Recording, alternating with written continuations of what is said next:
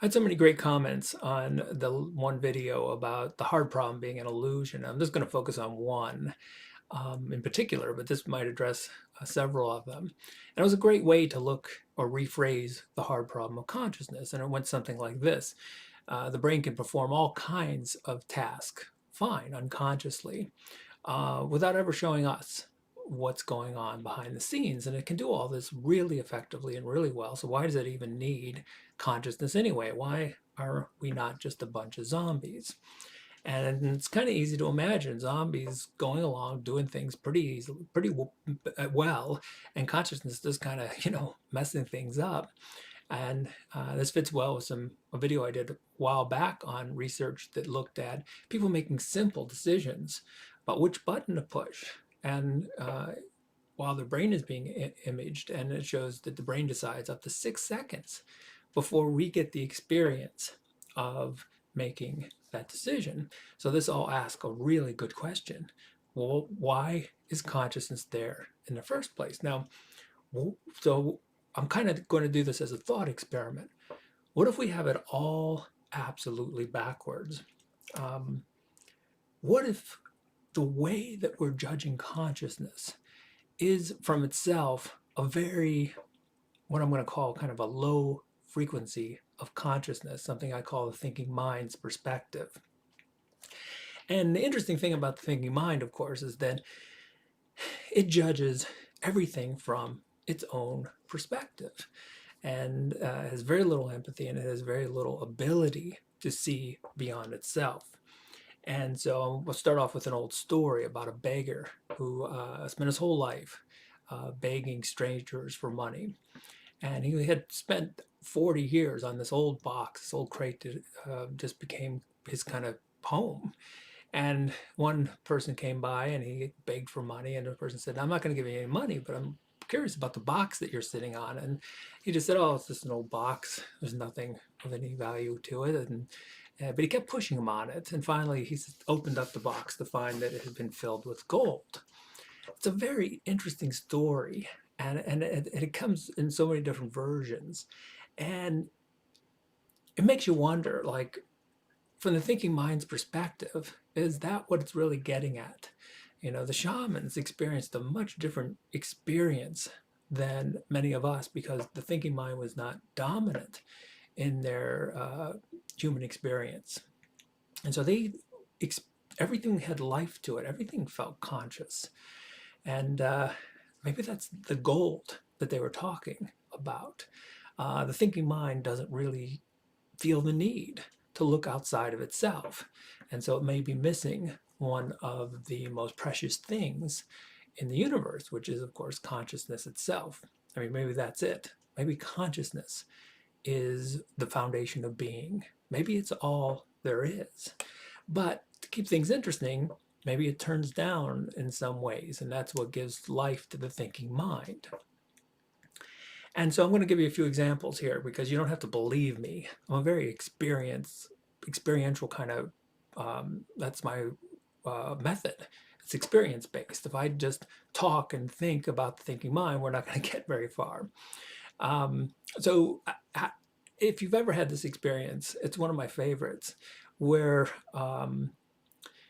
Freud would have called it repression, but it's just a good way to show that there's always an awareness that the thinking mind believes itself to be in charge, and it believes everything else is unconscious, like all the processes in the brain. But the hypothesis I'm pursuing here is, what if everything is consciousness? Just sometimes it gets turned down, and what we call the unconscious is just consciousness turned down so much that it's not obvious. It's like the gold is still the gold in the box. It's just we're not looking at it, so we don't view it as such.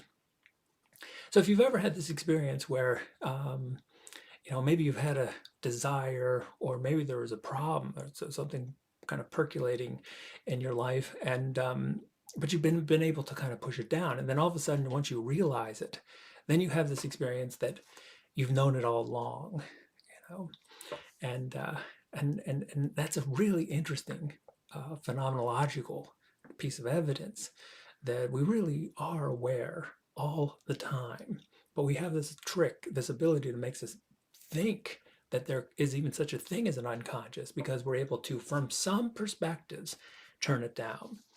Well, another take on this is words and communication. You say, well, the thinking mind, it's so. I just asked my class this question about communication. I said, why do we have language at all? And people say, well, without language, we couldn't communicate. Are you sure about this? The interesting thing about when they look at infants and young kids and when they're first picking up language is this what a miserable job us adults do around them. And yet kids pick up the meaning perfectly. And of course, we've got all this interesting data on cross species that other non-human beings could seem to pick up our meaning. And again, sometimes it's we'd have these phrases like to be in sync, but sometimes if you've been in sync with someone and the words almost seem trivial, could that be because the essence of our being is consciousness and we're simply sharing consciousness and the words are really trivial, but from the thinking mind's perspective, because it's so biased from its own viewpoint, it of course would see the thinking mind as and words and language is absolutely critical to communication when maybe it's actually quite trivial. But again, let's get back to the real experience behind all this. So how can you show that consciousness is fundamental? Well, one way to do it is to begin to focus on the space between thoughts. Not just the space between thoughts, because again, the thinking mind is so focused on thinking, it misses the space between thoughts. It considers it irrelevant. But the really fascinating thing is when you start focusing and bringing your attention, bringing your consciousness to the space between thoughts, you'll realize how valuable space is, how conscious you can be of nothingness. And when you start focusing on the space between thoughts, then you can start focusing on consciousness itself in empty space. And in my first book, The Neurotic's Guide, which nothing really happened with that book, but it still I had quite a bit of fun with it. And I talk about how in moments of anxiety, I would just focus on empty space. And it's one of the things that the thinking mind ignores, but when you start focusing on it, you realize that space is everywhere. We're like swimming in this ocean of emptiness. And when you start to focus on it and become conscious of the space around you, you recognize that you cannot make a judgment with space. It's not a thing. It has no qualities that the thinking mind can attach itself to. It's the void.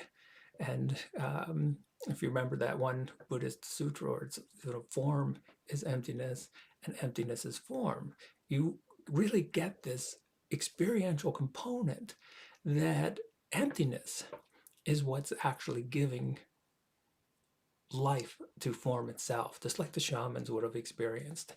It's the gold inside that box that we haven't looked for.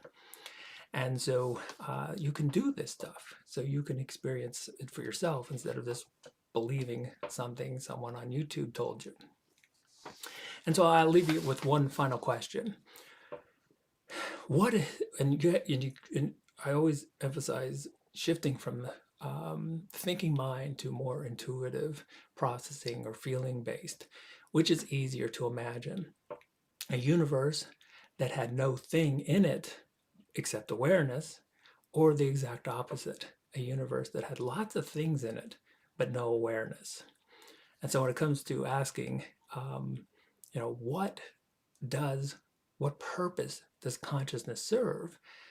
The only thing I can remind you is to ask the question without the thinking mind, or at least minimize it, turn it down, and then you might find a really interesting answer.